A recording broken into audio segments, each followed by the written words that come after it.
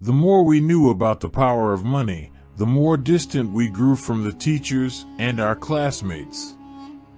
An asset puts money in my pocket. A liability takes money out of my pocket. An intelligent person hires people who are more intelligent than he is. The size of your success is measured by the strength of your desire, the size of your dream, and how you handle disappointment along the way. More money seldom solves someone's money problems. I'd rather be welcoming change than dreading change. The most life-destroying word of all is the word tomorrow. A person can be highly educated, professionally successful, and financially illiterate. By not understanding money, the vast majority of people allow its awesome power to control them. A mistake is a signal that it is time to learn something new, something you didn't know before. Having two dads offered me the choice of contrasting points of view, one of a rich man and one of a poor man. One of the reasons the rich get richer, the poor get poorer, and the middle class struggles in debt is that the subject of money is taught at home, not in school. Winners are not afraid of losing, but losers are. Failure is part of the process of success.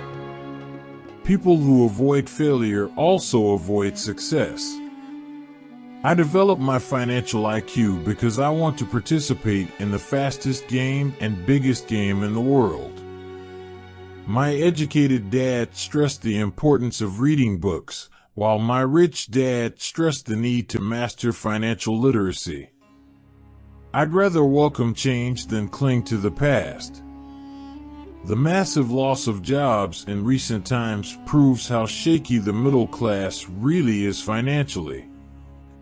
The greater your financial intelligence, the easier it is to tell whether a deal is good. My educated dad's personal financial statement best demonstrates the life of someone caught in the rat race. His expenses match his income, never allowing him enough left over to invest in assets. Most people fail to realize that in life, it's not how much money you make. It's how much money you keep. The richest people in the world look for and build networks. Everyone else looks for work. If my wife and I were to buy a bigger, flashier house, we realize it wouldn't be an asset. It would be a liability since it would take money out of our pocket. Our assets are large enough to grow by themselves. It's like planting a tree. You water it for years, and then one day it doesn't need you anymore. People often work harder than they need to because they learned how to work hard, but not how to have their money work hard for them. Cash flow tells the story of how a person handles money. Our staggering national debt is due in large part to highly educated politicians and government officials making financial decisions with little or no training in the subject of money. The best investments are usually first sold to sophisticated investors, who then turn around and sell them to the people playing it safe. The middle class finds itself in a constant state of financial struggle. Their expenses tend to increase in proportion to their salary increase, hence the phrase the rat race.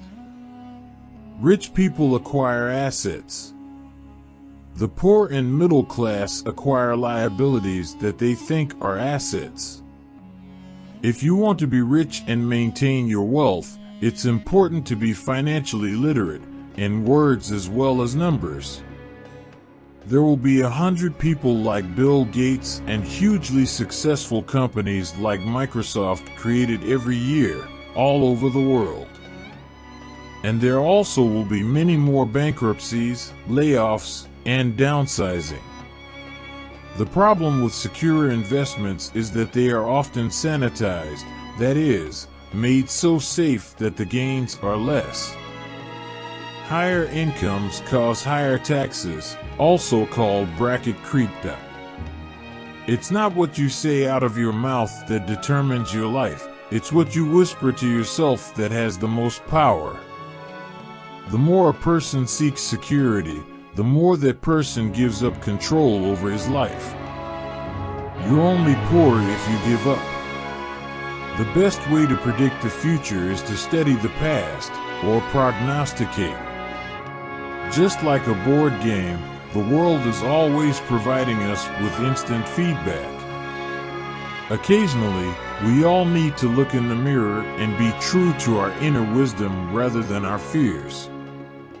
The world is always handing you opportunities of a lifetime, every day of your life, but all too often we fail to see them.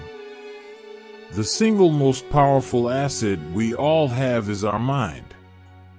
If it is trained well, it can create enormous wealth seemingly instantaneously. If you want to be rich, don't allow yourself the luxury of excuses. Don't be addicted to money. Work to learn. Don't work for money. Work for knowledge. Personally, I use two main vehicles to achieve financial growth: real estate and small cap stocks.